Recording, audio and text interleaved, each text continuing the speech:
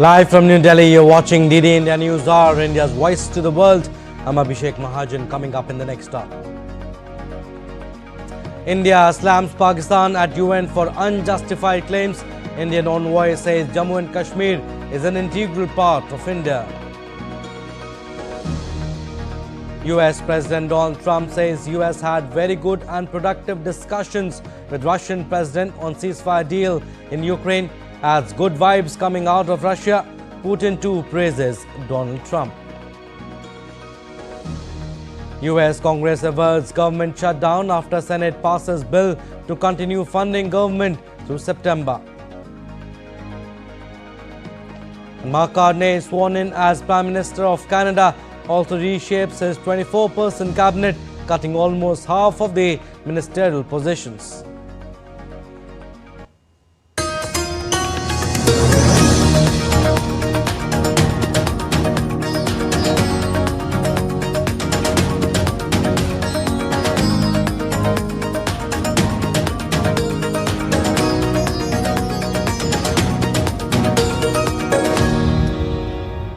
So President Putin said that Russia will spare the lives of Ukrainian soldiers in his western Kursk region if Kyiv orders them to surrender. Putin's remarks came after US President Donald Trump urged him to avoid a horrible massacre. A report. Diplomatic efforts are underway to end Russia-Ukraine conflict. On Friday, US President Donald Trump said the United States has held a productive talks with Russian President Vladimir Putin on ceasefire deal. Trump wrote, "We had a very good and productive discussions with President Vladimir Putin of Russia, and there is a very good chance that this horrible, bloody war can finally come to an end. But at this very moment, thousands of Ukrainian troops are completely surrounded by the Russian military and in a very bad and vulnerable position. I have strongly requested to President Putin that their lives be spared." Trump said he sees good news coming out of Russia and he thinks Russia will make a deal on the Ukraine war. We've had some pretty good news coming out of Russia. We're hearing good things. Who knows? But we're hearing good things. They're in a very strong position militarily with quite a few Ukrainian soldiers, but hopefully nothing will happen with that. I've asked them not to let anything happen, and I hope that nothing happens. In the field, there's a very vulnerable group of Ukrainian soldiers right now that are actually surrounded, and that's not good. Because we don't want them to die. Enough people have died. So we'll see what happens with regard to all of it. But I'm getting from the standpoint about a ceasefire and ultimately a deal, some pretty good vibes coming out of Russia. In response, Russian President Vladimir Putin said on Friday that Russia will guarantee the safety of Ukrainian troops in the Kursk region if they surrender. At the same time, we understand President Trump's call to be guided by humanitarian considerations with respect to these servicemen. In this regard, I would like to emphasize that if they lay down their arms and surrender, they will be guaranteed life and decent treatment in accordance with international law and the laws of the Russian Federation. For the effective implementation of the US President's call, a corresponding order from the military political leadership of Ukraine for its military units to lay down their arms and surrender is necessary. A US proposal for a 30-day interim ceasefire has already been accepted by Ukraine. A lot of diplomacy, a lot of negotiations that can bring peace closer. Now on the table is the American proposal of unconditional silence in the sky, at sea and on the front. Ukraine accepts this proposal. Rapid movements towards guaranteed security, towards the end of this war, towards a reliable peace. Our team works very well at the meeting in Saudi Arabia. Contacts with the American sides are ongoing. While Moscow said it would only agree to if certain conditions were met. French President Emmanuel Macron said on Friday that Russia must accept a proposed 30-day ceasefire deal. On battlefield, Russia announced on Friday that its forces had recaptured another settlement in the Kursk region previously held by Ukraine. Russia's emergency services also released images showing the evacuation of civilians from Sudza. However, Ukraine has denied its forces in Kursk were encircled, describing the claim as a Russian fabrication. Ukraine also held a march on Volunteer Day of Ukraine in central Kiev on March 14. Activists of nationalist youth groups took part in the procession. Bureau Report, DD India. And Russian President Vladimir Putin also praised Trump for doing everything to improve US-Russia relations. We know that the new administration headed by President Trump is doing everything to restore at least something of what was practically reduced to zero, destroyed by the previous American administration. This process is not simple, if not complicated, but nevertheless, as everyone knows, I had a telephone conversation with President Trump. The first contacts of our Minister of Foreign Affairs with his American counterpart took place, and the Russian presidential aide Oshakov met with his counterparts. So in general, the situation is starting to move. Let us see what comes out of it. And the G7 on Friday reaffirmed their unwavering support for Ukraine in defending its territorial integrity. In the final statement from a meeting in Canada, the group of powerful democracies warned Russia that it could face further sanctions if it doesn't back a US-led ceasefire effort, while stressing the need for credible security arrangements to guard against Russian aggression.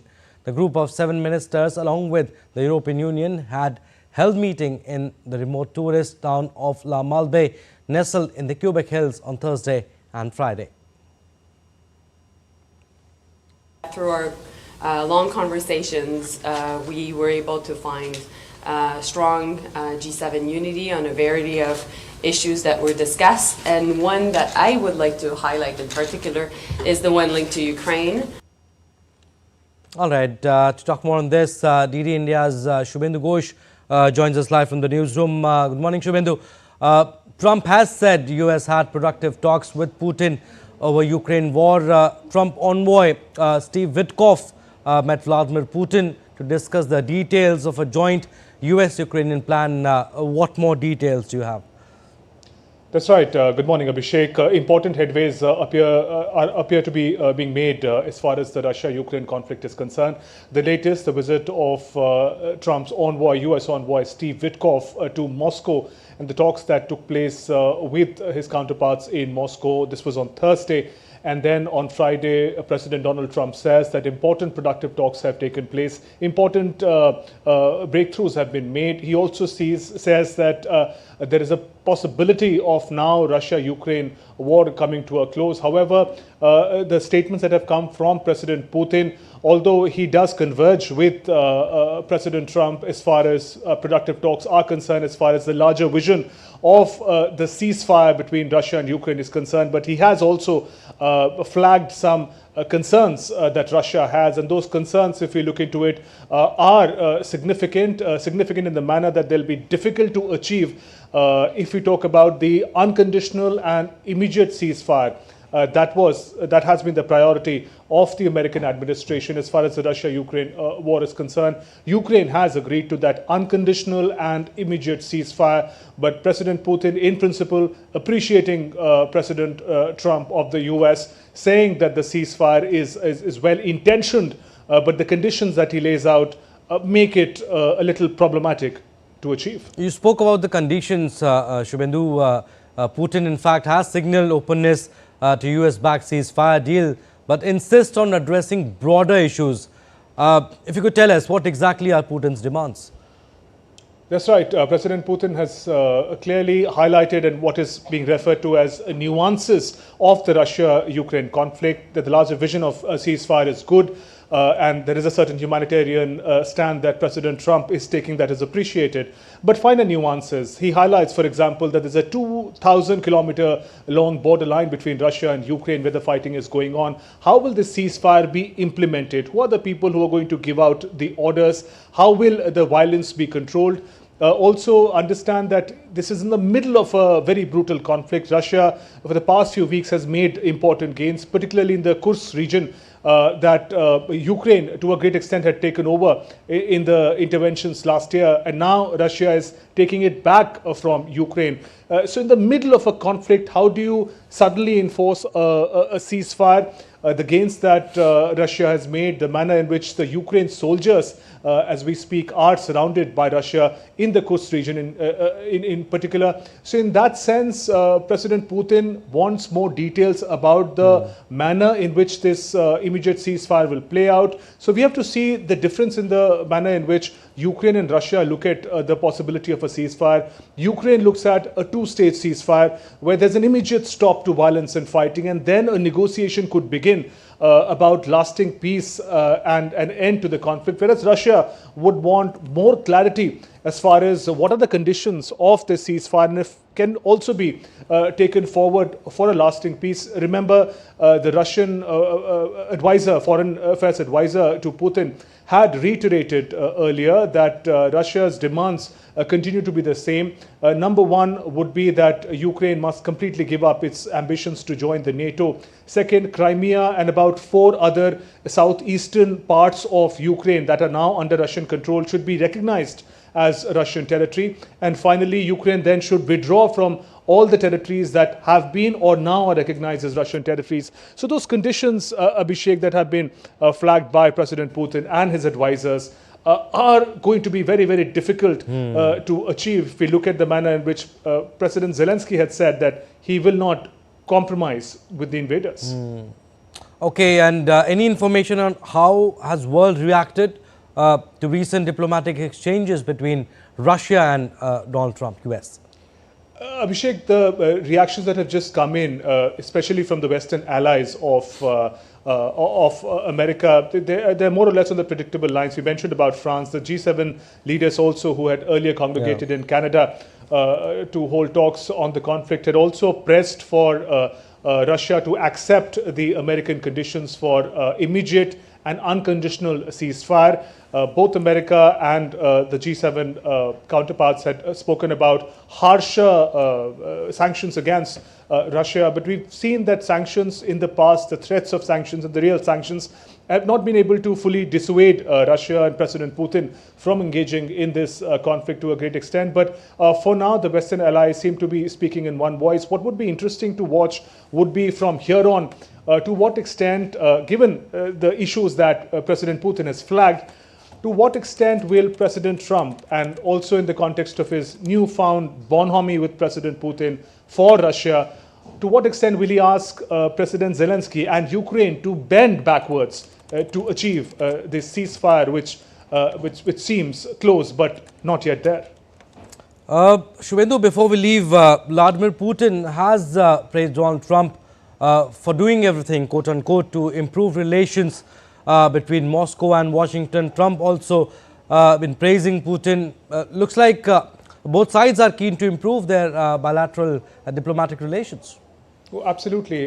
We know, Abhishek, that since President Trump took office on 20th January this year, one of his, there have been many decisions that have shocked the world, but one particular stance that has shaken particularly his allies in the West is the manner in which he has completely turned around American approach to Russia. The kind of statements that have come in the past, we see that President Putin, and Russia is not seen as a principal adversary anymore. In fact, even in the Russia-Ukraine conflict, President Trump has refused to publicly rebuke President Putin or Russia as invaders, as the key instigators of the conflict, as against what their Western allies believe and support. And to an extent that the kind of stance that he has taken against President Zelensky and President Putin, it also speaks volumes about where does President Trump's interest and his future camaraderie lie in that sense. The language, the tenor, the direction of diplomacy, all of them indicating that there is not just a thaw in US-Russia ties, but a potential new friendship that may be emerging on the horizon. US has time and again said that it is China that is its principal competitor and adversary, And therefore, Russia is often seen as the kind of transactional diplomacy that President Trump engages in. The Russia-Ukraine war is seen as Europe's problem, and America, if it intervenes and the manner in which it is trying to broker a ceasefire, it would want some gains out of it. It does not see Russia, at least President Trump does not see Russia as an adversary as his previous regime. So in that sense, very interesting, friendly statements coming in for a long time now from both President Putin and President Trump. All right, Shubhendu, we'll leave it at that. Thank you for your time. Still to come on this edition of DD India News Hour. NATO Secretary General Mark Rutte says alliance's members needed to produce more weapons. Thousands of Serbian anti-government protesters converge on Belgrade for major rally.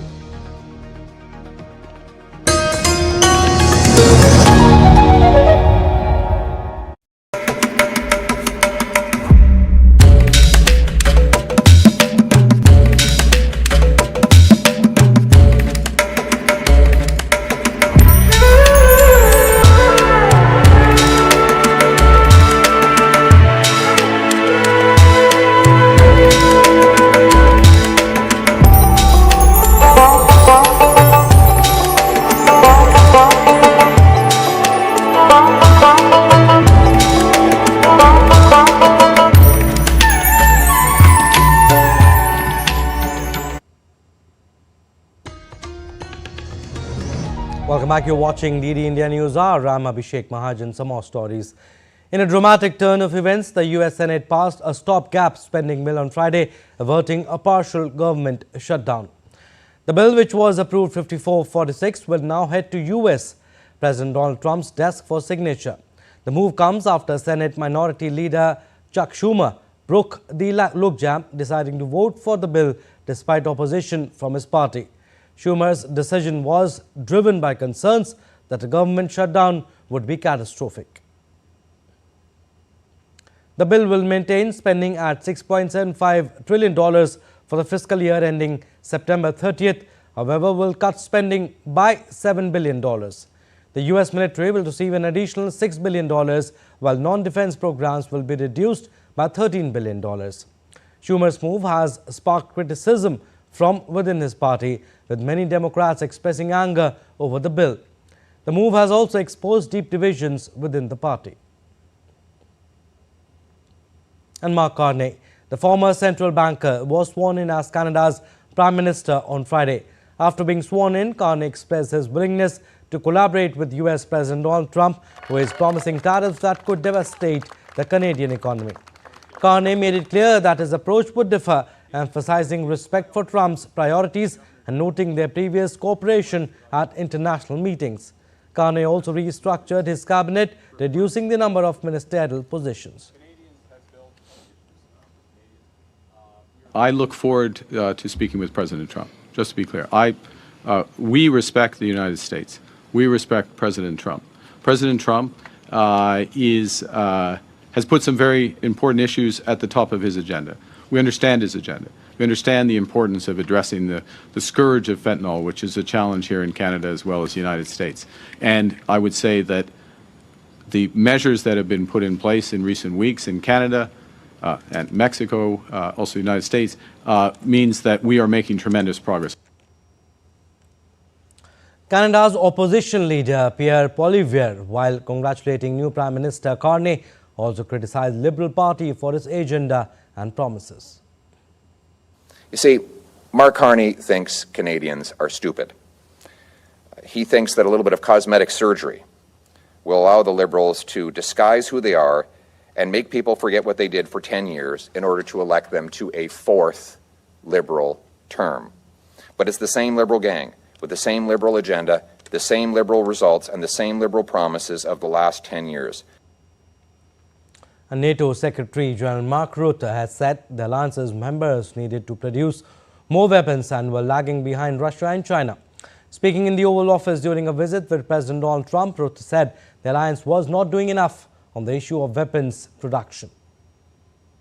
We need to produce more weaponry. We are not doing enough. And not in the US, not in Europe, and we are lagging behind when you compare to the Russians and the Chinese. And you have a huge defense industrial base. Europeans buying 4 times more here than the other way around, which is good because you have a strong defense industry, but we need to do more there to make sure that we ramp up the production. The Germans now. All right, shifting focus to Europe, Germany's likely next Chancellor Friedrich Merz on Friday announced a deal to drastically overhaul the country's debt rules to allow a boom in defense and security spending, as well as 500 billion euros in infrastructure investment in the coming 12 years. His Conservatives and their prospective Social Democrat coalition partners reached agreement with the Greens to exempt spending above 1% of GDP on defense and security.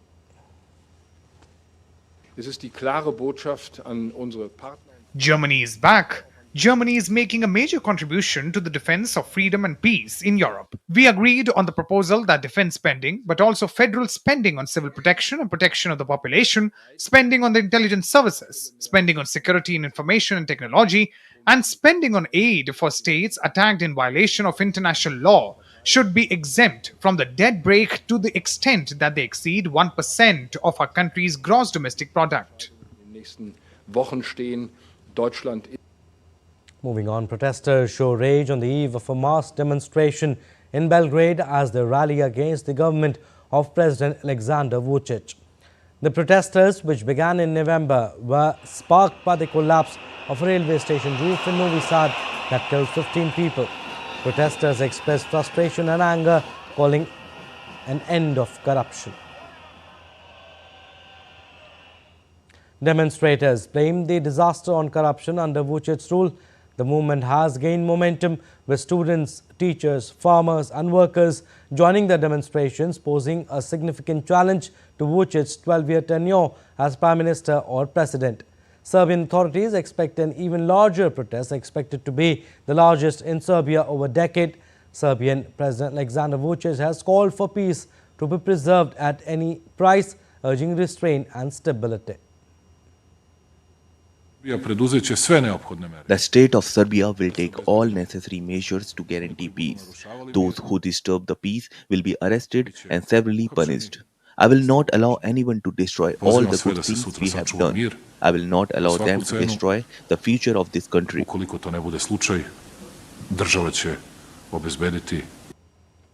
Armenian Prime Minister Nikol Pashinyan has said his country and Azerbaijan will not deploy third country forces along their border after the two sides sign a peace agreement. Pashinyan briefed Russian President Vladimir Putin on a finalized draft peace agreement with Azerbaijan in a phone call. Earlier, officials in Yerevan and Baku said they had agreed the text of a peace agreement to end more than 3 decades of conflict between their countries, a sudden breakthrough in a fitful and often bitter peace process. Russian peacekeepers completed a withdrawal last May from Karabakh, a region in Azerbaijan that had a mostly Armenian population and which Azeri forces recaptured in a lightning offensive in September 2023. But Moscow still has a personnel in Armenia along its long border with Azerbaijan. And the residents of Yerevan, Armenia have strongly opposed a potential peace treaty with Azerbaijan, expressing distrust in both their own Prime Minister Nikol Pashinyan and Azerbaijani President Ilham Aliyev.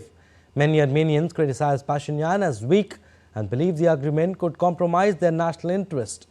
The announcement of the possible treaty comes after years of conflict between the two nations over the disputed Karabakh region. Azerbaijan gained full control of the Armenian populated area following a 24-hour military offensive in September 2023. Despite ongoing negotiations, tensions remain high, with many Armenians unwilling to accept a formal peace agreement. In the initial stage after signing the treaty, there can be peace for a short period of time, but afterwards he will continue his demands again. He even says, Lake Sivan is mine too. Armenia was not there before. How can Aliyev talk about peace? I don't believe it.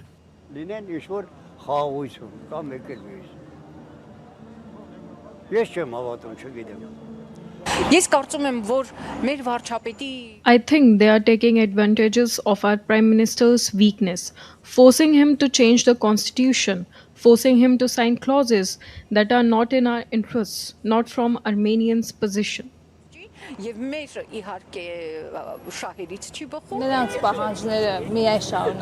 I do not believe that the time will come when they will give up their demands.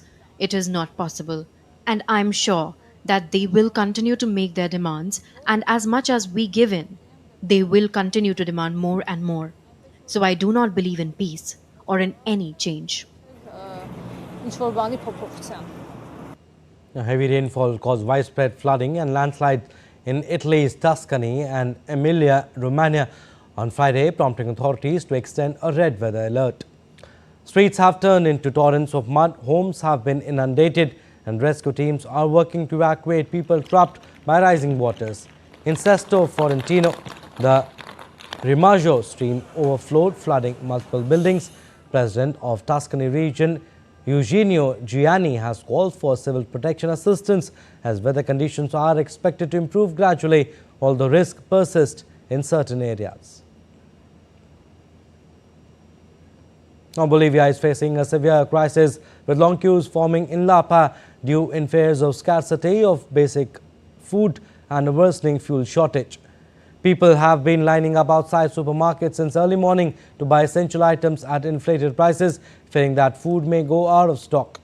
Citizens expressed frustration over the shortages and the long lines, drawing parallels with economic struggles in Cuba and Venezuela.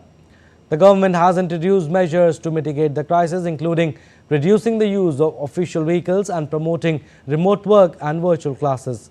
The fuel shortage has attributed to a decline in foreign currency reserves over the last decade and dwindling local gas production. The Trump administration is mulling a sweeping travel ban targeting citizens of over 40 countries, according to sources and an internal memo. The proposed ban would be broader than previous restrictions, with a red list of 11 countries whose citizens would be barred from entering the U.S. These countries include Afghanistan, Cuba, Iran, Libya, North Korea, Somalia, Sudan, Syria, Venezuela and Yemen.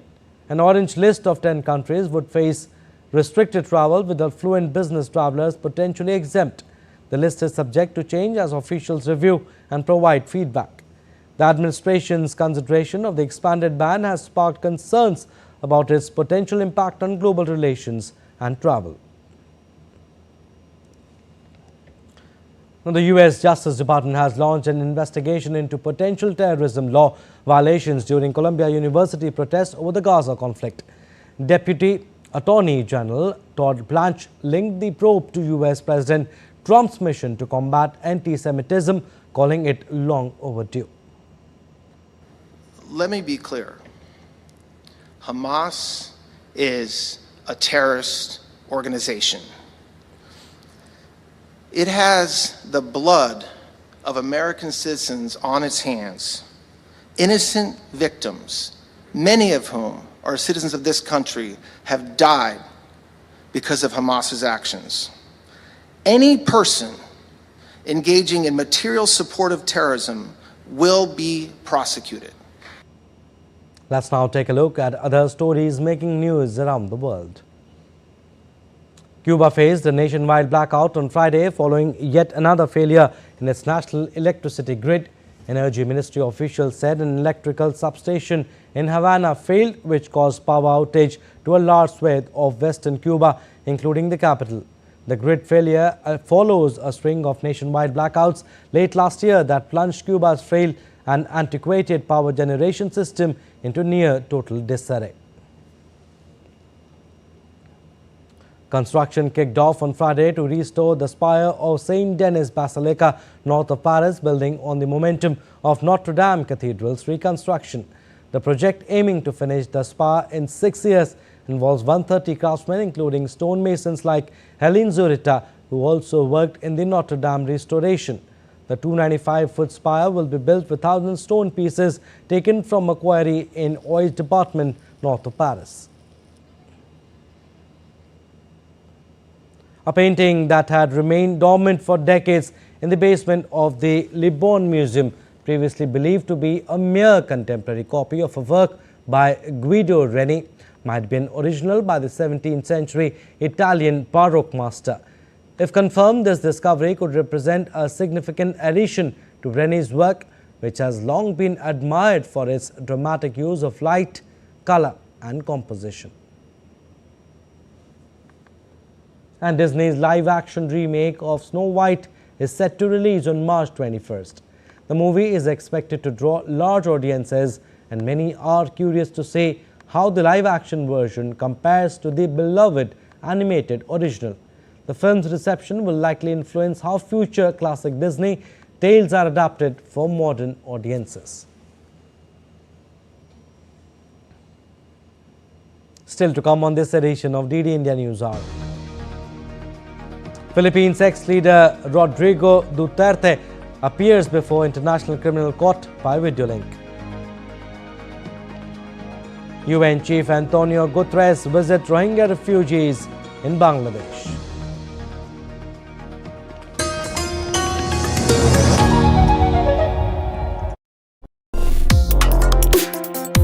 Complex issues, hidden agendas, twists and turns, strategic games.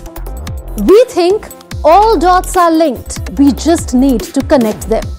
Join me every week as I connect the dots to unravel hidden designs in statecraft, mysteries, and decode issues that matter to you.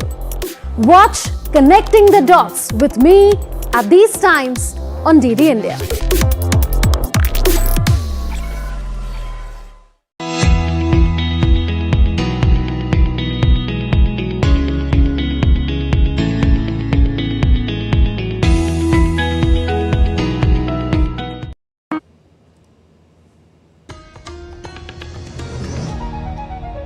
Welcome back. You're watching DD India News Hour. I'm Abhishek Mahajan. Recap of what we have done so far. India slams Pakistan at UN for unjustified claims. Indian envoy says Jammu and Kashmir an integral part of India. US President Donald Trump says US has held very good and productive discussions with Russian President on ceasefire deal in Ukraine. As good vibes coming out of Russia, Putin too praises Trump. US Congress averts government shutdown after Senate passes bill to continue funding government through September. India slammed Pakistan at UN for its unjustified claims, delivering India's statement at the meeting to commemorate the International Day to Combat Islamophobia. India's permanent representative to the UN, Parvatneni Harish, said that Jammu and Kashmir was, is and will always be an integral part of India. The former Foreign Secretary of Pakistan today has made an unjustified reference to the Indian Union territory of Jammu and Kashmir. Frequent references will neither validate their claim nor justify their practice of cross-border terrorism. The fanatical mindset of this nation is well known, as also its record of bigotry. Such efforts will not change the reality that Jammu and Kashmir was, is and will always be an integral part of India. While condemning the religious intolerance against Muslims, the Indian envoy also noted that religious discrimination is a broader challenge that affects followers of all faiths. We stand united with the UN membership in condemning incidents of religious intolerance against Muslims. However, it's also imperative to recognize that religious discrimination is a broader challenge that affects followers of all faiths. We strongly believe that the path to meaningful progress lies in acknowledging that religiophobia in its various forms threatens the fabric of our diverse global society. And earlier on Friday, India strongly rejected Pakistan's baseless allegations on the Balochistan train hijacking. India's Ministry of External Affairs has urged Pakistan to address its internal issues and terrorism emanating from its soil. DD India's Mihir Mekhuri gives us the context in this report. As Pakistan struggles with a multitude of issues, both internal and external, India's Ministry of External Affairs has taken a firm stand on Pakistan, pointing fingers at India in fueling unrest in Balochistan, a region long known for its independence movement from Pakistan. India's Ministry of External Affairs responded with a strong statement. We strongly reject the baseless allegations made by Pakistan.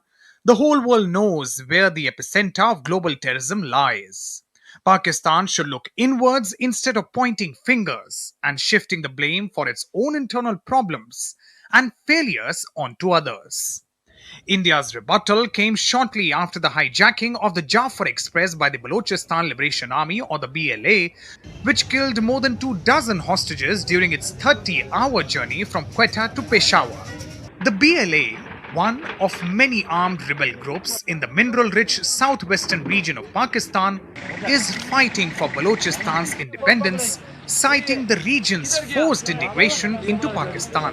Religious and ethnic minorities like Balochs, Ahmadiyas, Christians, and Hindus have been suffering in Pakistan for decades. A recent congressional briefing in Washington, D.C. highlighted the widespread discrimination these groups face in Pakistan.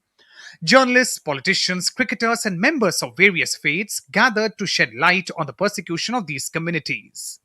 मेरे साथ भी ये discrimination वाली चीज़ हुई है, बहुत ज़्यादा हुई है, मेरे कैरियर को तबाह किया है, ख़त्म किया है और जिसकी वजह से जो इज़्ज़त इक्वल वैल्यूज़ मुझे मिलनी चाहिए थी वो नहीं मिली पाकिस्तान में, जिसकी वजह से हम यूएस में हैं अभी. We are here all together to speak against Pakistani government who are pressuring for minority religion and as well as people who don't have any voice, and especially we're talking about the women who are suffering in Pakistan, in the country that who pressuring and women and against the minority religion.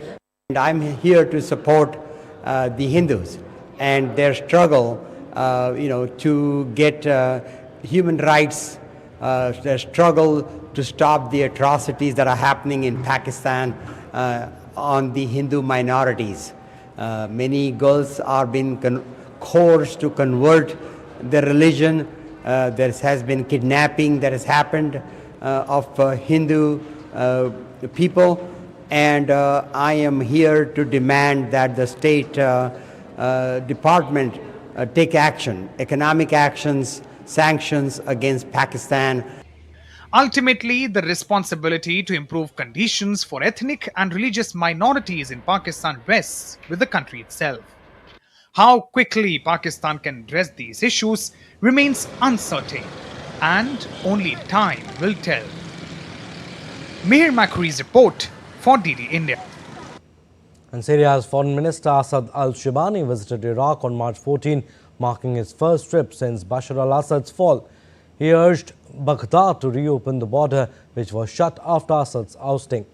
Shibani emphasized that reopening the border would boost trade between the two nations. Iraq had closed the frontier due to security concerns after battling Islamic State militants from 2014 to 2017. Shibani reaffirmed Syria's commitment to working with Iraq in combating Islamic State, stating that security is a shared responsibility. Iraqi Foreign Minister Fuad Hussein echoed the need for international coordination in counter-terrorism efforts. Both sides stressed the importance of joint security measures to maintain regional stability. The Cooperation Council is a cooperation council between the two parties, between the two countries, so that we can address all issues, whether security issues, coordination in the field of security, economic issues, political issues, and diplomacy. We look forward to the establishment of this council and to the upcoming meetings, whether in Damascus or in Baghdad. Security is a shared responsibility.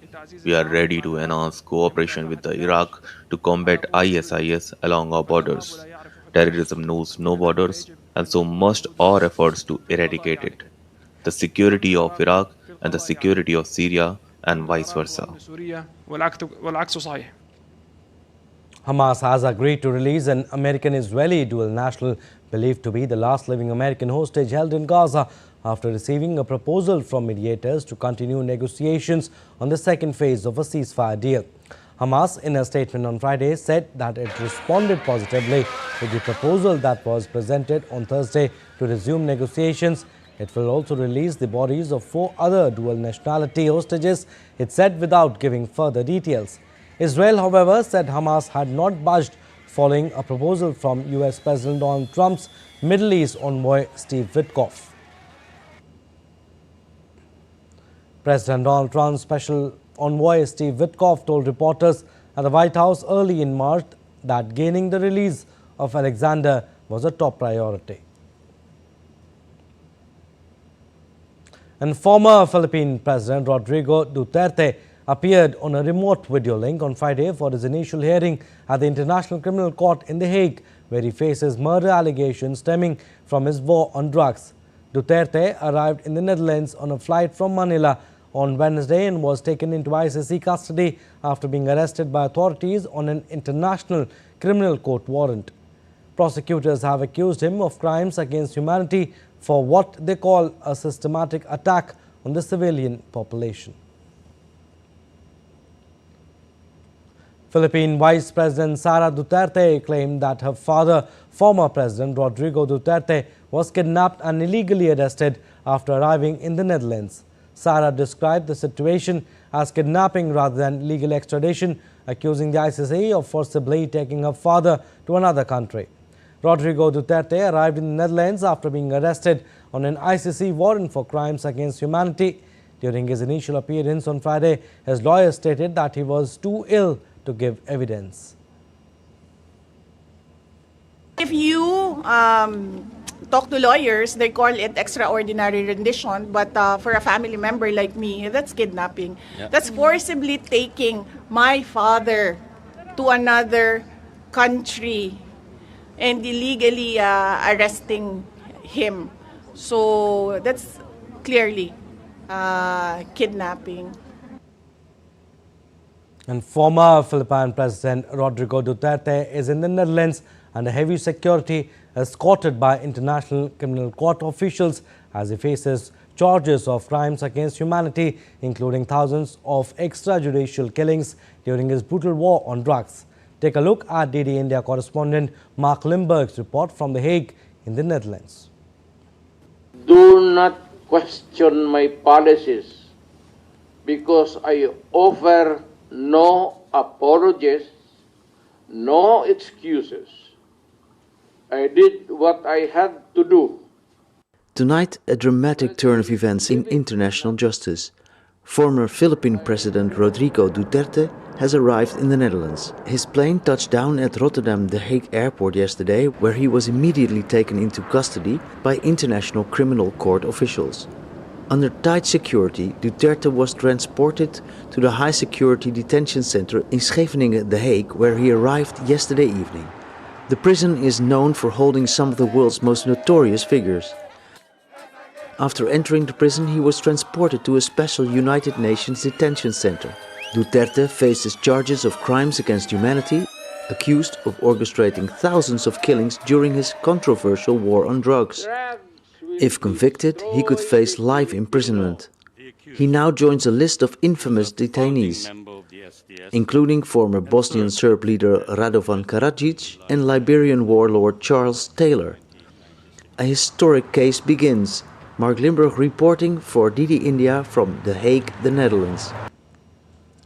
Russian President Vladimir Putin held a video call with Venezuelan President Nicolas Maduro on Friday. During the call, Putin invited Maduro to Moscow in May for the 80th anniversary of the end of World War II, known as the Great Patriotic War in Russia. Putin also congratulated Maduro on the 80th anniversary of diplomatic relations between the two countries and emphasized their shared interest in strengthening bilateral ties. The Kremlin previously announced that countries including Armenia, China, Serbia, India and Brazil had accepted the invitation to participate in the May 9 celebrations. And UN Secretary General Antonio Guterres visited Rohingya refugee camps in Bangladesh on Friday. He assured refugees that he would continue advocating for international aid despite financial challenges. Guterres inspected camps, met with refugees and joined over 100,000 Rohingya Muslims for iftar. The Russian supply has dropped from $12.5 to $6 due to US aid cuts. Over 50% of Rohingya refugee funding previously came from US assistance. My voice will not end until the international community understands that they have the obligation to invest now to support the Rohingya refugees here in Bangladesh and to make sure that the people that already have suffered so much will not have an additional problem. We will do everything to solve the problem. Well, let's now take a look at other stories making news. The India Met Department's forecast has come to fruition, bringing moderate rainfall to Delhi NCR and other parts of North India. On Saturday morning, parts of Uttarakhand, Uttar Pradesh and Delhi NCR experienced rain showers, making March temperatures pleasantly cooler. Fresh snowfall is also expected in Himachal Pradesh and Uttarakhand. Fresh snowfall has transformed Pulwama district in Jammu and Kashmir into a picturesque winter wonderland, causing temperatures to plummet once again in March. The region's scenic views have emerged, showcasing the beauty of the Kashmir Valley. The sudden drop in mercury has brought a renewed chill to the area, highlighting the region's unique and unpredictable climate. In a rare haven from human advancement, Perungulam Pond in Tamil Nadu's Thoothukudi city thrives as a vital feeding ground for migratory birds and a sanctuary for diverse wildlife. With water available year-round, the pond supports a vast population of birds and animals. Wildlife enthusiasts and locals are urging the government to grant the pond a biodiversity heritage site tag, recognizing its ecological significance.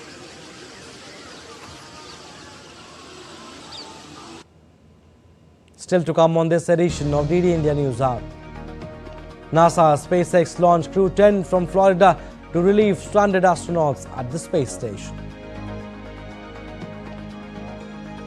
And gold surges past $3,000 milestone in historic safe haven rally.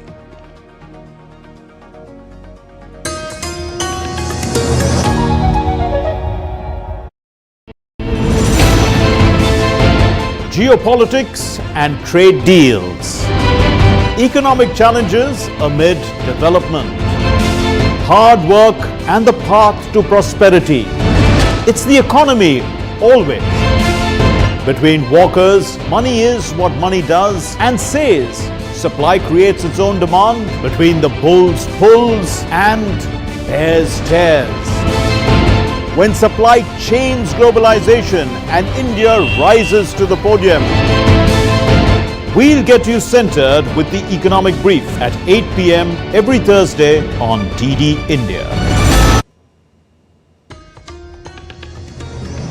Welcome back. You're watching DD India News Hour. I'm Abhishek Mahajan. In a bid to promote Indian languages internationally, Consul General of India in Shanghai, Pratik Mathur, visited Shanghai International Studies University. He engaged in discussions with the Vice Chancellor and faculty of University's Department of South Asia. SISU has housed a Hindi chair since 2013 to encourage Hindi learning in China.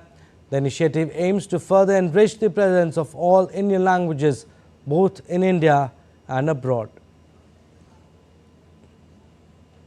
Moving on, a set of 6 properties, including some considered serially, such as Ashokan Edict sites and Chauset Yogini temples spread across multiple states, have been added to India's tentative list by the UNESCO's World Heritage Centre. According to Permanent Delegation of India to UNESCO, these sites were added to the list on March 7. Addition to the World Heritage Centre's tentative list is mandatory if a property is to be nominated for inscription to the World Heritage List in future. With these additions, India now has 62 sites on the tentative list. The tentative list is an inventory of properties each country intends to consider for UNESCO nomination. And in a heartwarming display of unity, Indian and Sri Lankan fishermen converged on the uninhabited Kachativu Island to celebrate the St. Anthony's Festival. The festivities commenced with a flag hoisting ceremony and way of the cross procession at the island's St. Anthony Church. The Indian Coast Guard ensured the pilgrims' safety by deploying ships and an aircraft. Commodore B. Vinay Kumar revealed that over 3,400 pilgrims attended the event. Following the annual mass and holy procession, the Indian fishermen pilgrims will return to India. This celebration serves as a testament to the peaceful coexistence and shared faith of the two nations.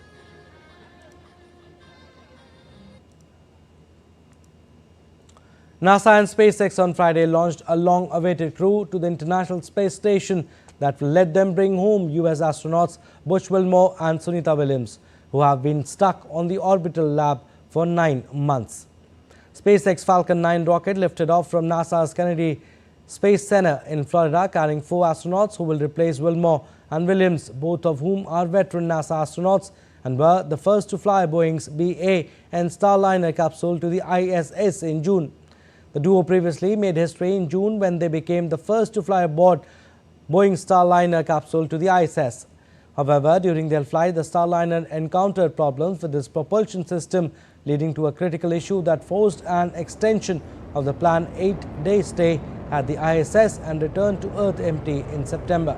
A NASA official praises the successful launch at the Kennedy Space Center of the crew.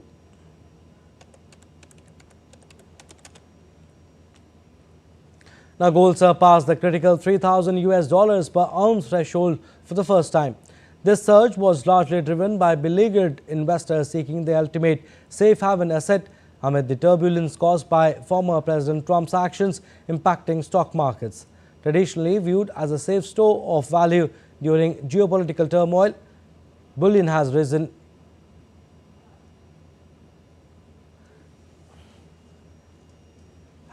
nearly 14% so far this year, driven in part by concerns over the impact of Trump's tariffs and the resultant sell-off in stock markets.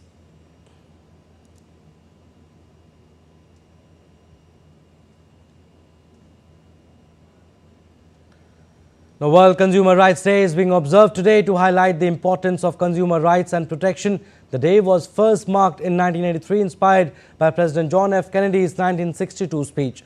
The 2025 theme is a just transition to sustainable lifestyles. It focuses on making sustainable choices accessible and affordable.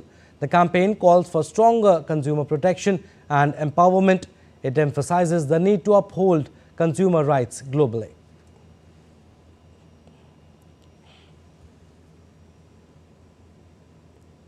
All right, sports updates. Now we'll start with Special Olympics going on in Turin, Italy. Indian special athletes are creating history at the Special Olympics World Winter Games in Italy, bringing pride to the nation with their remarkable performances. This success marks just the beginning of the inspiring journey. Exclusive report by DD India correspondent Narayan Singh from Turin. The majestic Italian Alps are hosting the Special Olympics World Winter Games, where the spirit of inclusion is stronger than ever. Amid the snow and fierce competition, India's special athletes are making history with remarkable performances in Sestiare. Indian athletes have impressed in alpine skiing and snowshoeing. The women's team won 2 medals in snowshoeing, displaying their strength and determination. Parikshit Mehdudya, head of the delegation of the Special Olympics Bharat, praised their dedication, while medal winners expressed their joy and pride. These athletes are doing an amazing and a wonderful job, and they are performing greatly at the world stage. We are really very happy for them and very happy with their performance at this stage. Of course, happy. Very happy. Very. Competition कैसा था इधर? काफी अच्छा था. अच्छा था. तो हरा के कितना मजा आया आपको? First. Bardoniccia witnessed a thrilling mix of dance, sport and snowboarding. Meanwhile, in Prajaletto, cross-country skiing tested endurance and focus, and Indian athletes met the challenge head-on. Meanwhile, Gilmore Borg, Global Messenger for Special Olympics, highlighted the impact of sports in bringing people together. Today I just learned that Indian athletes don't have that much snow. Despite not having so much snow, they are here winning medals. So they are showing that despite the conditions, they are still giving their all. And that is what Special Olympics is all about. India's men's team has also dominated in snowshoeing, winning multiple medals. The Special Olympics World Winter Games prove that ability is not defined by limits but by courage. Narayan Singh in Torino reporting for DD India. And the Indian Film Festival kicked off in Tashkent, Uzbekistan on Friday. The 4-day event dedicated to women is organized with support from India's Ministry of Information and Broadcasting in collaboration with the cinematography agency of Uzbekistan known as Uzbekino. Attendees included Ambassador of India to Uzbekistan Smita Pant and director Shakhratullah Rizayev, Bollywood stars Abhishek Bachchan and Sayami Kher, along with directors R. Balki and Gauri Shinde, were also present at the inauguration. Well, that's all for this edition of DD India News Hour. But do let us know your thoughts on the news of the day. For those on the go, you can get all the latest news and updates from India and across the world on DD India mobile app. The app is available on both Android and iOS. Scan the QR code on the screen to download now. And we'll be back with more news as it breaks here on DD India. I'm Abhishek Mahajan from all of us here in Delhi. Thanks for watching DD India News Hour.